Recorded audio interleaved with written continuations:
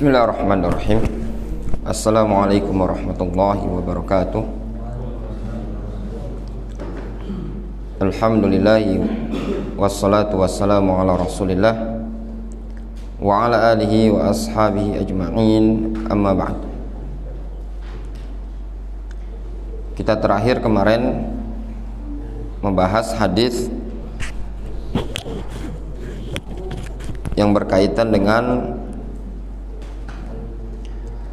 bab ghuslil yadain qabla al-wudu, bab membasuh kedua tangan sebelum berwudu.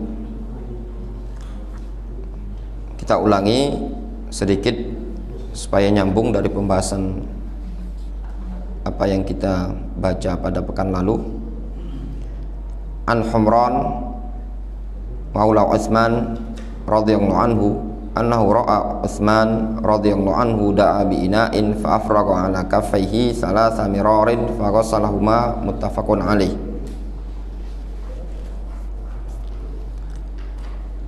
Dari Humran, pelayannya Utsman, dia menceritakan bahwasannya beliau pernah melihat Utsman minta bawakan satu bejana yang berisi air. Kemudian Utsman menuangkan pada kedua telapak tangan beliau salasa miron, 3 kali. Faqasalahuma, lalu Utsman membasuh tangan beliau dengan air tersebut. Hadis muttafaqun alaih.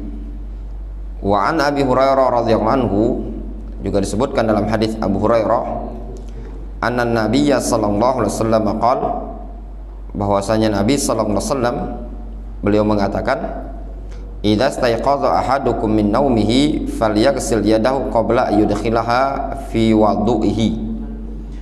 Apabila salah seorang dari kalian bangun dari tidur, maka hendaklah dia membasuh tangannya sebelum dimasukkan ke dalam wadah air.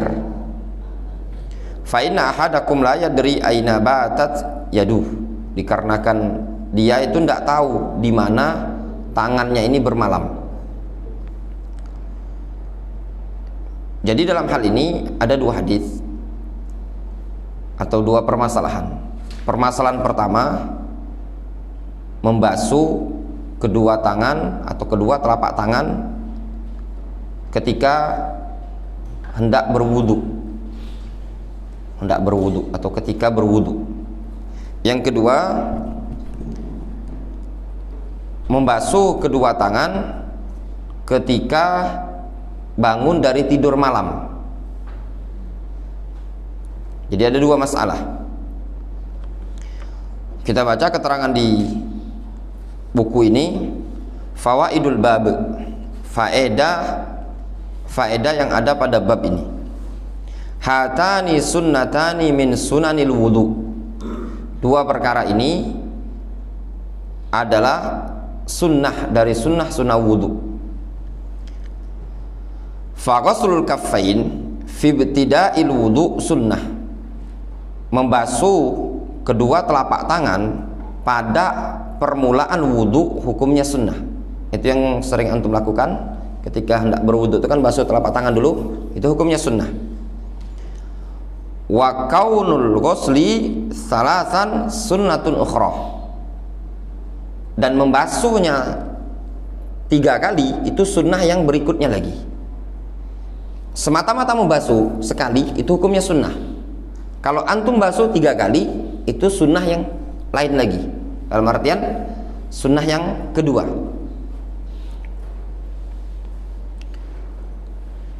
Kemudian faedah yang kedua, ghuslul kaffain, membasuh kedua telapak tangan fi ghairil qiyam minan naum, pada kondisi tidak sedang bangun dari tidur. Jadi membasuh telapak tangan ini tadi bukan dari kondisi bangun tidur. Sunnatun minal kitabi wa sunnah wal ijma'. Ini juga hukumnya sunnah. Ammal kitab faqala ta'ala ya ayyuhalladzina amanu idza qumtum ilas shalah faghsilu wujuhakum wa aydiyakum ilal marafiqi wamsahu bi ru'usikum wa arjulakum ilal ka'bain. Dalam surat Al-Maidah ayat yang ke-6 di sini disebutkan apabila kalian hendak salat basuhlah wajah, kedua tangan sampai siku, usaplah kepala dan basuhlah kaki kalian sampai kedua mata kaki. Di sini tidak disebutkan mengusap telapak tangan.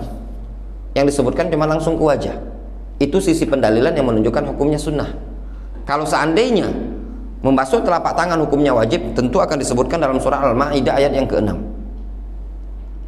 Falam yuzkar ghuslul yadain. Pada ayat ini tidak disebutkan membasuh kedua tangan.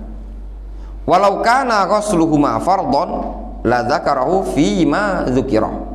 Kalau seandainya membasuh kedua telapak tangan ini tadi wajib, niscaya akan disebutkan oleh Allah Subhanahu wa taala pada konteks ayat ini tadi. Wa amma sunnah fa hadits katsiratun fi sifati wudu'in nabiyyi sallallahu alaihi wasallam. Adapun dalil dari hadis, dalil dari sunnah Nabi alaihi salatu wasallam, sangat banyak sekali hadisnya yang menyebutkan tentang tata cara sifat wudu'nya Nabi sallallahu alaihi wasallam. Minha, di antaranya hadis Utsman fi sahihain wa hadits Abdullah ibn Zaid fihima wa hadits Abdullah ibn Abbas fil Bukhari. Di antaranya hadits Utsman, hadits Abdullah bin Zaid, hadits Abdullah ibn Abbas, kulluha tadhkur anna Rasul sallallahu alaihi wasallam kana yaghsil kaffaihi fi wudu'ihi. Seluruh hadis tadi, hadits Utsman ibn Affan, hadits Abdullah bin Zaid, hadits Ibnu Abbas, semuanya menyebutkan bahwasannya Rasul sallallahu alaihi wasallam membasuh kedua telapak tangan beliau ketika berwudu. Wa fi'lur Rasul sallallahu alaihi wasallam dalun 'ala sunniyah. Perbuatan Rasul itu menunjukkan hukum sunnah. Perbuatan Rasul itu menunjukkan hukum sunnah. In kana 'ala wajhi ta'abbud kama huwal hal huna. Itu kalau menunjukkan sisi ibadah sebagaimana yang terjadi di sini. Jadi perbuatan Rasul, kalau Rasul mengerjakan suatu perbuatan dalam konteks ibadah, maka hukum asal perbuatan Rasul tadi hukumnya sunnah, bukan wajib maksudnya. Wa amal ijma' faqad naqalahu ta'ifatun min ahli ilmi. Adapun ijma' sudah telah dinukilkan oleh para ulama yang menunjukkan sunnahnya membasuh kedua telapak tangan ketika hendak berwudu. Difahami ya?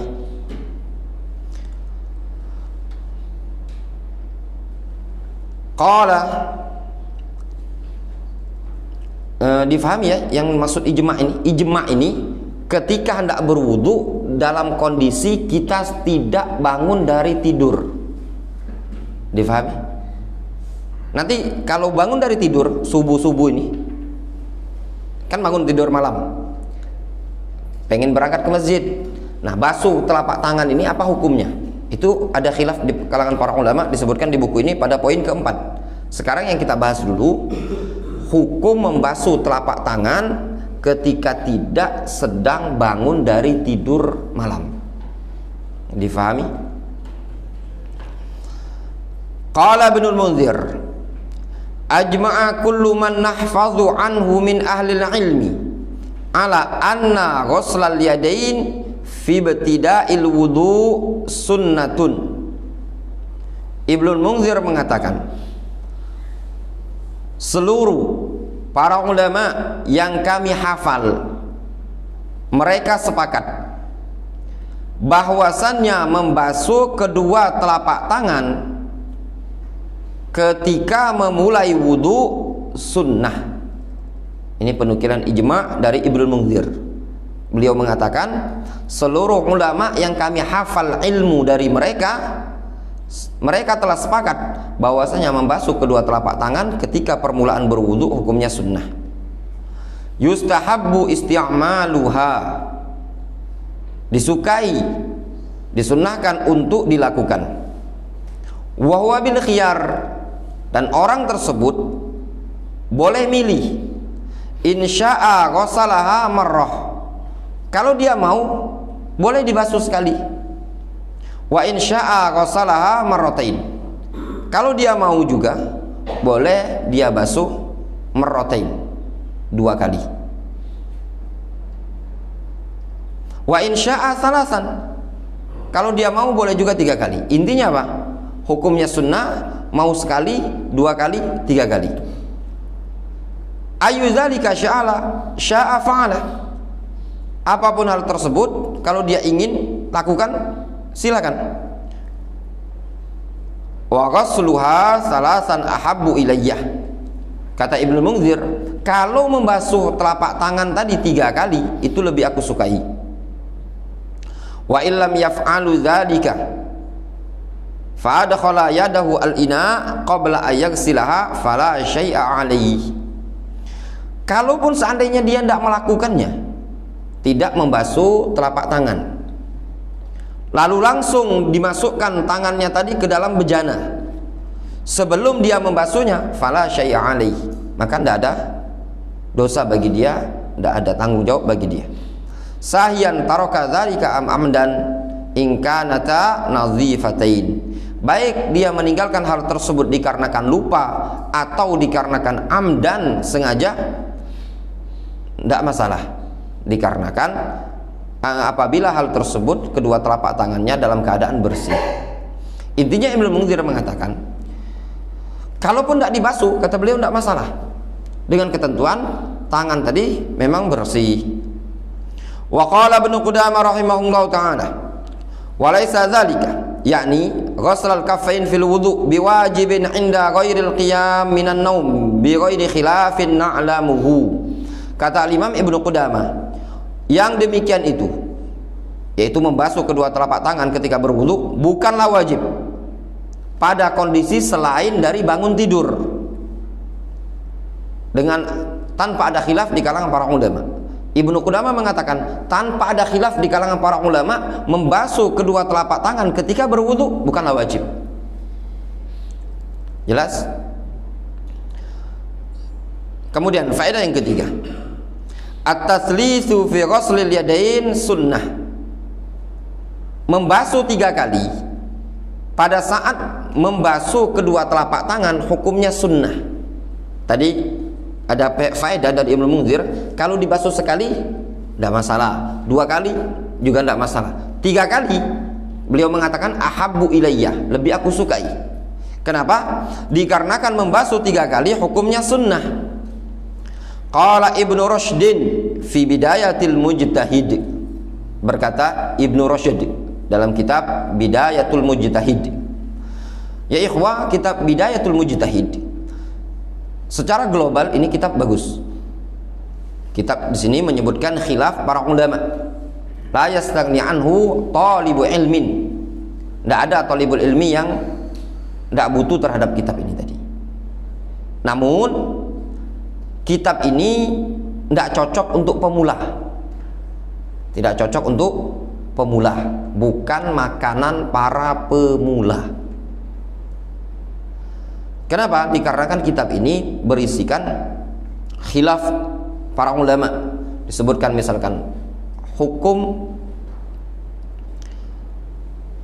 menyembelih hewan korban atau hukum sembelihan hewan korban dikarenakan lupa membaca basmalah, baca bismillah, lupa baca bismillah, ya. Apa hukumnya? Di situ disebutkan, sempat anak cek, ada sekian pendapat. Kemudian disebutkan pendapat pertama, kedua, ketiga. Kemudian disebutkan di bawah keterangan sababul ikhtilaf, sebab perselisihan para ulama tadi. Apa sih sebabnya? Disebutkan keterangan oleh beliau. Dan di sini kalau untuk pemula kurang tepat.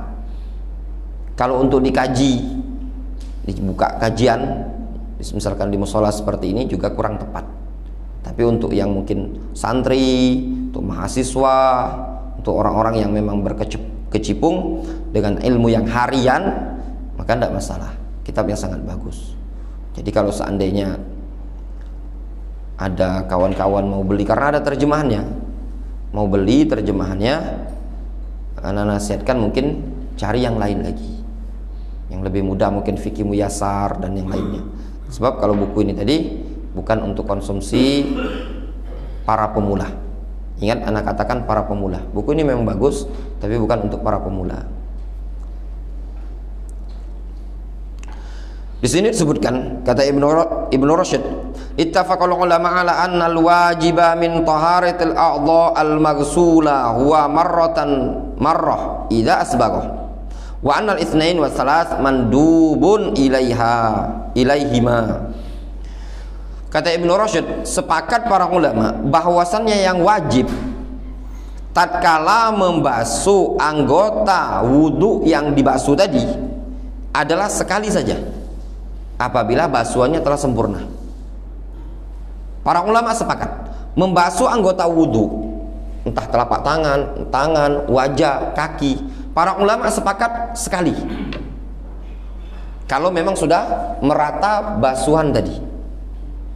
Wal itsnain wasalas mandubun ilaihima, 2 kali, 3 kali itu hukumnya sunnah. Kalau antum mampu melakukan 3 kali pembasuhan wajah, tangan, kaki, itu afdol. Namun mungkin kondisi tertentu, misalkan airnya terbatas, netesnya kecil, atau antum cuma dapat air segayung, maka antum lakukan sekali, selagi basuhan tadi merata, maka wudhunya tetap sah. Kemudian masalah berikutnya yang disebutkan dalam buku ini, ghuslul yadain indal qiyam minan naumi fiha khilafun baina ahli ilmi. Nah, masalah yang kedua yaitu masalah hukum membasuh telapak tangan ketika bangun dari tidur. Faham gambarnya? Ini Pak Yasin. Pak Yasin ini bangun malam jam 4 subuh, pengen tahajud. Gilang baik, Gilang ganti, jangan Pak Yasin, Gilang. Gilang. Tak seru kalau Pak Yasin. Pak Gilang baik. Gilang bangun, pengen tahajud. Pengen tahajud Gilang. Gitu kan. Ya. Gilang bangun jam 4 subuh. Lang antum pengen wudhu. Nah, apa hukum antum membasuh tangan dulu? Ya, hukum membasuh tangan dulu. Nah, disinilah yang ada khilaf di kalangan para ulama. Juga yang dibahas mereka, nanti akan kita jelaskan. Tidur ini apakah khusus pada tidur malam ataukah seluruh tidur? Gitu. Di sini disebutkan fal jumhur ala anna ghuslal yadaini indal istiqadh minan naumi sunnatun. Mayoritas para ulama mereka mengatakan membasuh kedua telapak tangan ketika bangun tidur hukumnya sunnah. Wa dhahaba Ahmad wa Dawud ila wujubihima. Al-Imam Ahmad dan Daud Al-Zahiri berpendapat hukumnya wajib. Kalau jumhur mengatakan basuh telapak tangan itu tidak wajib ketika bangun dari tidur malam. Adapun Imam Ahmad dan Daud Al-Zahiri, beliau berdua mengatakan tidak wajib. Li hadits Abi Hurairah radhiyallahu anhu alladzi fil bab, yang berpendapat wajib ya. Imam Ahmad berdalil dengan hadis Abu Hurairah yang disebutkan dalam bab buku ini. Rasul mengatakan kan, kalau ada yang bangun dari tidur malam, maka hendaklah dia membasuh tangannya sebelum dimasukkan ke dalam bejana. Fal yaghsil yadahu. Lam di situ lam apa namanya? Lamul amr, ya, perintah. Falyaghsil yadahu, hendaklah dia membasuh tangannya. Hukum asal perintah adalah wajib. Itu alasan Al-Imam Ahmad rahimahullah taala. Warrajih qaulul jumhur li amrayni. Pendapat yang rajih, kata penulis buku ini. Penulis buku ini mengatakan pendapat yang rajih adalah pendapat jumhur dengan dua alasan. Al-awwal, alasan yang pertama, li'annal amra bihi fil hadis mu'allalun biwahmin najasah. Dikarenakan perintah untuk membasuh kedua telapak tangan ketika bangun tidur malam, pada konteks hadis tersebut mu'allal, disebutkan atau beralasan dikarenakan ada dugaan najis.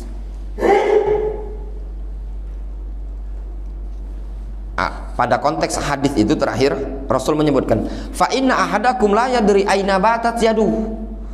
Dikarenakan salah seorang dari kalian itu tidak tahu di mana tangannya bermalam. Bisa jadi bermalamnya tadi, ya maaf, garuk-garuk atau ke bawah ke yang lainnya, maka dianjurkan untuk dibasuh. Wala yajibu ghuslu makana mutawahhamun at-tanajjus. Dan tidak wajib membasuh sesuatu yang baru masih diduga, dianggap adanya najis. Ini kan baru dugaan adanya najis. Kalau dugaan tidak mesti wajib. Qala al-Khattabi, berkata al-Khattabi, al-amru fihi amru istihbabin la amru ijabin, wa dzalika li'annahu qad 'allaqahu bisyak. Perintah pada hadis ini perintah yang menunjukkan hukumnya sunnah, bukan kewajiban.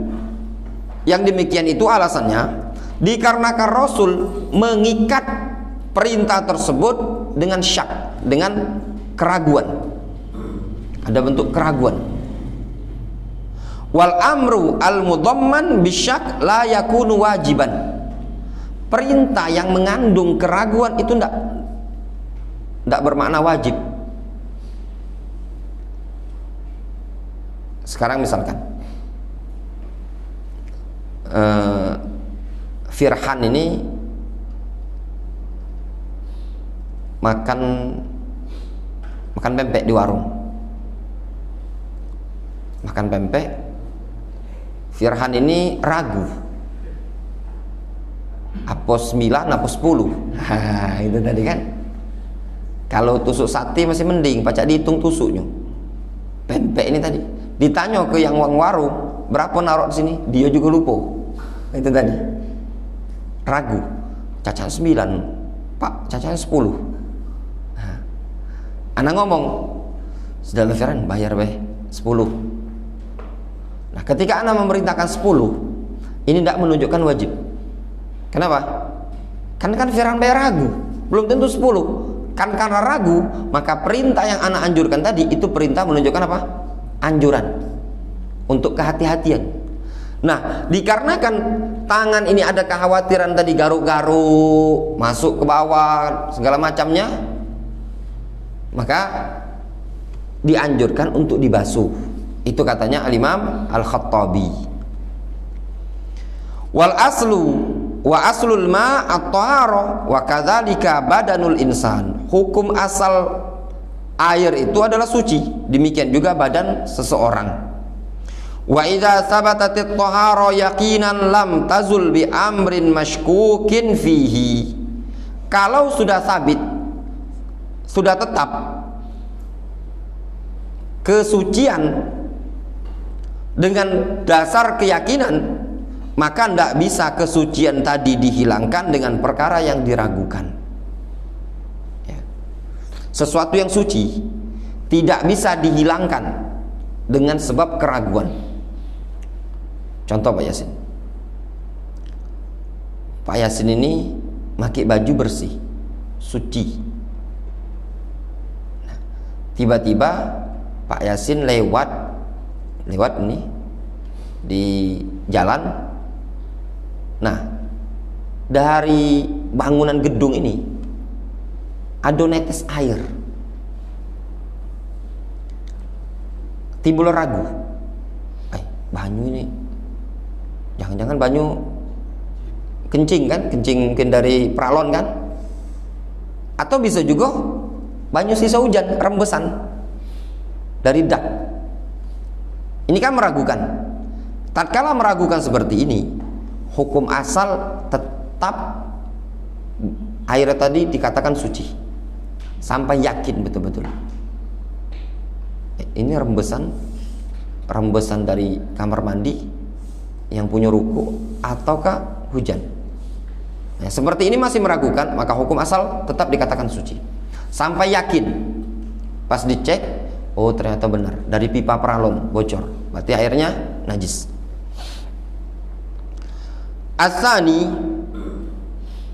alasan yang kedua, alasan jumhur mengatakan hukum membasuh kedua telapak tangan tadi hukumnya sunnah ketika bangun dari tidur. Li'annan najasa tazulu bil ghusli marratan wahidah wala yushtaratu laha tatslits bil ijma'.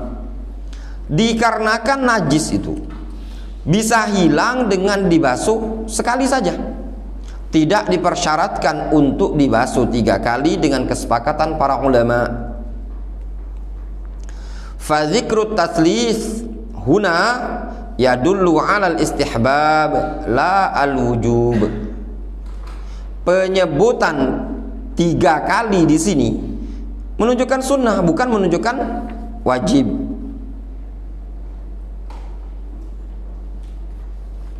Itu alasannya. Disebutkan dalam hadis dalam Bukhari Muslim ya. Idza staiqaza ahadukum min naumihi falyaghsil yadahu qabla an yudkhilahuma salasan.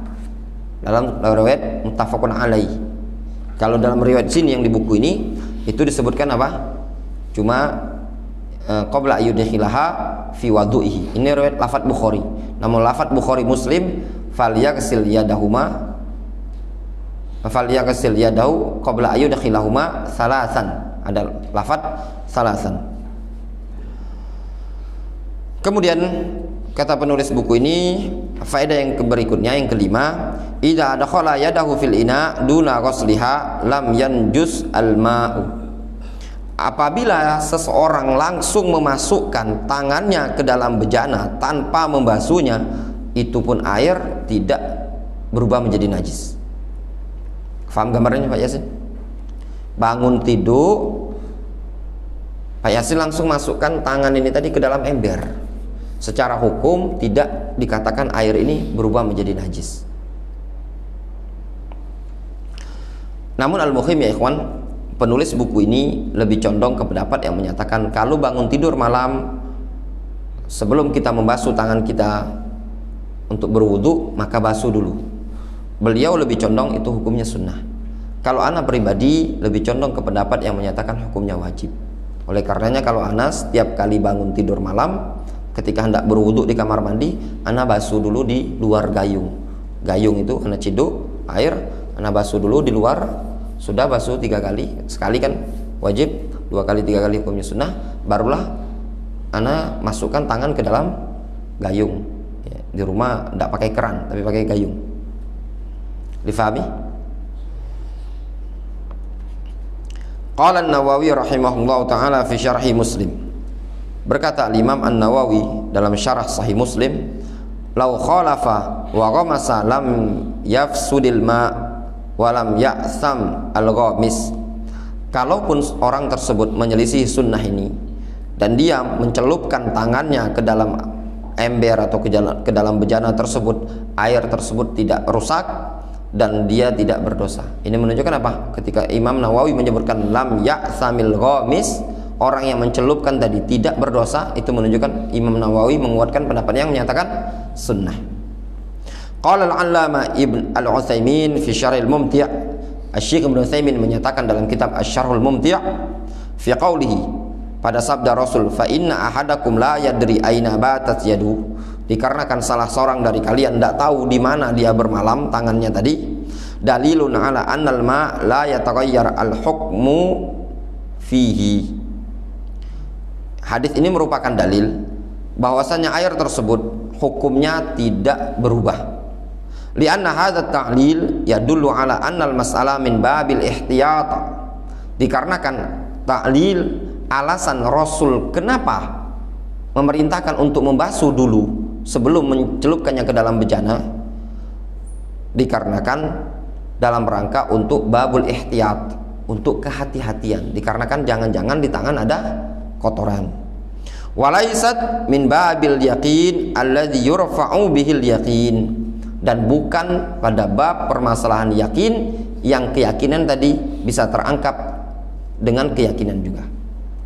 Jadi yakin tidak bisa dikalahkan dengan syak, namun yakin harus diangkat, bisa dikalahkan dengan keyakinan juga.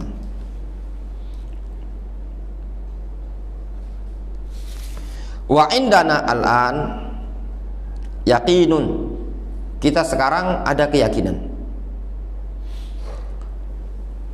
Contoh, anak ambil kaidah ini, ikhwan. Ana mengenal Firhan adalah orang yang baik, orang yang baik. Firhan baik, ya. Tiba-tiba datang Idil. Idil mengatakan, Ustadz, Firhan itu begini, begini, begini. Yang ada pada ana awal Firhan adalah orang yang baik dengan sekian alasan, yakin 100%. Kemudian Idil ngomong, Firhan orang yang begini, begini. Tidak bisa diangkat keyakinan dari Firhan ini tadi sampai ada bukti yang meyakinkan dari Idil. Difahami? Bukti tersebut bisa Idil datangkan langsung. Ini buktinya, Firhan itu begini, begini, begini. Atau ana yang melakukan cross check, tabayun, tasabut. Ana tasabut lagi, cari informasi. Difahami? Al-yakin la yazulu bisyak, itu kaidah. Keyakinan tidak bisa hilang dengan keraguan. Difahami? Hukum asal kehormatan seorang muslim, seorang mukmin adalah haram. Tidak bisa dirusak, tidak bisa dirobek kehormatan tersebut. Difahami? Sampai datang keyakinan yang membuktikan kalau dia bukan orang yang adalah, orang yang adil, dia adalah orang yang fasik. Difahami? Nah, ini tadi yang perlu diperhatikan dalam sekian banyak permasalahan. Kata Syekh Ibnu Utsaimin, wa indana al-an yaqinun wa huwa anna hadzal ma tahurun. Yang ada pada kita sekarang ini dengan berdasarkan keyakinan bahwasanya air adalah suci. Wa hadzal yaqinu la yumkinu raf'uhu illa biyaqinin fala yurfa'u bisyak. Keyakinan seperti ini tidak mungkin bisa diangkat melainkan dengan keyakinan. Keyakinan tidak bisa diangkat dengan keraguan. Difahami? Ya. Ada orang misalkan dalam kita muamalah, kita hidup di akhir-akhir zaman yang penuh dengan fitan. Antum mengenal anak pribadi misalkan, orang yang antum yakini seorang ustadz yang layak diambil ilmunya, dan antum yakini, antum lihat sosok kepribadian yang layak menurut antum. Tiba-tiba datang seseorang mengatakan kepada antum, ini Ustadz Abdurrahman tidak layak diambil ilmunya. Timbul keraguan kan? Keraguan antum tidak bisa dihilangkan, keyakinan tadi tidak bisa dihilangkan dengan keraguan sampai ini bisa mendatangkan bukti yang valid 100%. Tinggal antum tanyakan, mana bukti yang ana yakini beliau seperti ini. Sekarang sejak antum ngomong seperti ini timbul keraguan, akhirnya antum ragu. Nah, ketika antum ragu, tetap balik ke hukum asal, yakin, sampai antum tanyakan bukti. Mana bukti? Kalau dia mengatakan, ana dengar, cuma dengar baik, ini tidak bisa dipindahkan sampai dia bisa datangkan bukti. Kaidahnya apa? Al yakin la yazulu bisyak. Difahami? Nyambung? Dalil kaidah ini tadi, ini qaidul kubroh ya, al qaid al kubroh, al umur bi maqasidihah. Yang kedua Firan, 5 kaidah kubroh, 5 kaidah fikih. Al umur bi maqasidihah. Yang kedua al ada muhakkamah, kebiasaan bisa diamalkan. Yang ketiga Firan? Ya tadi niat, al-umur bimaqasidihah. Al-masyaqqah tajlibus taysir. Perkara yang susah kadang mendatangkan kemudahan.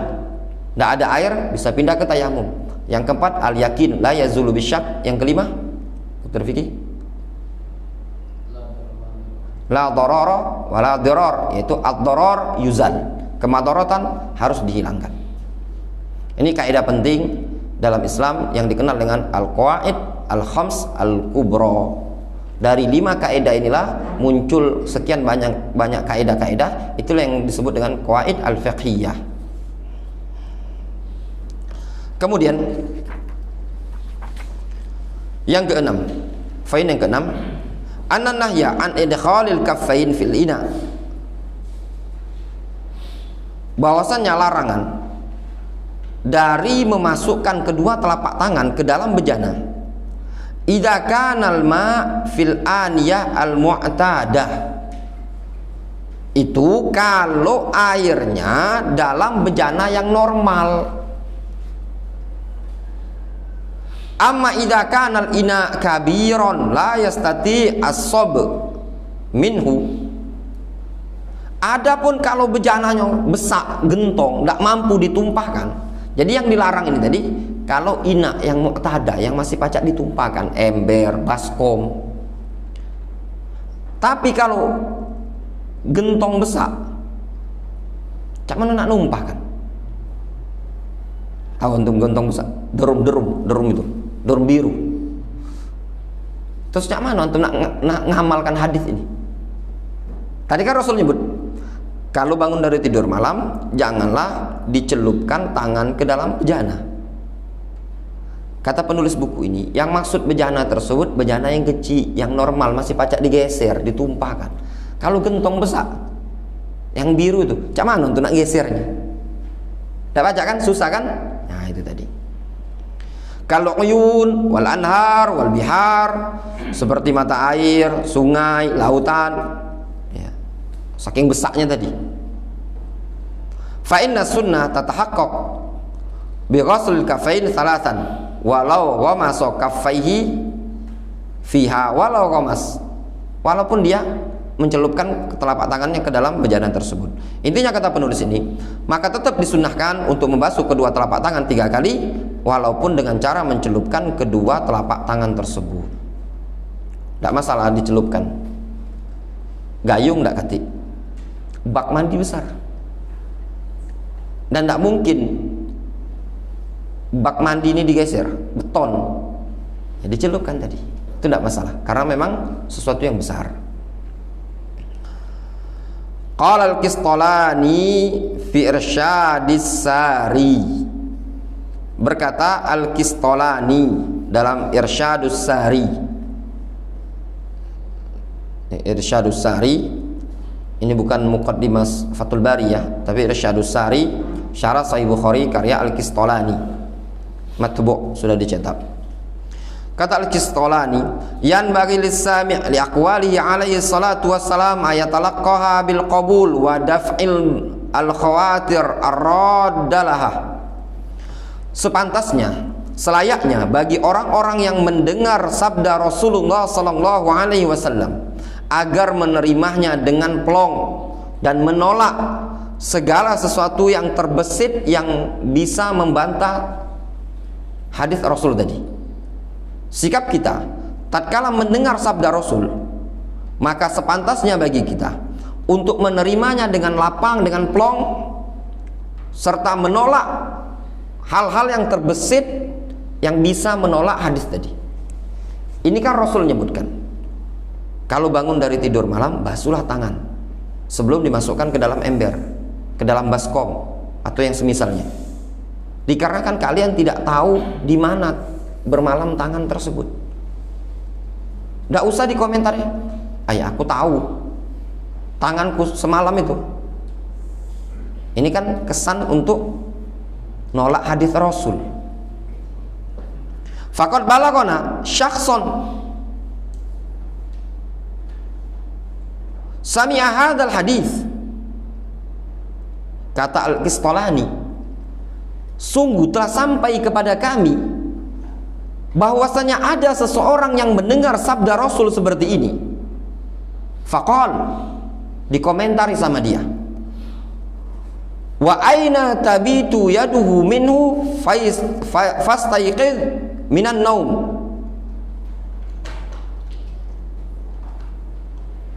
Fastayqadha minan naum wa yaduhu dakhilu duburihi mahsyuwa fataba an dzalika wa aqla'ah.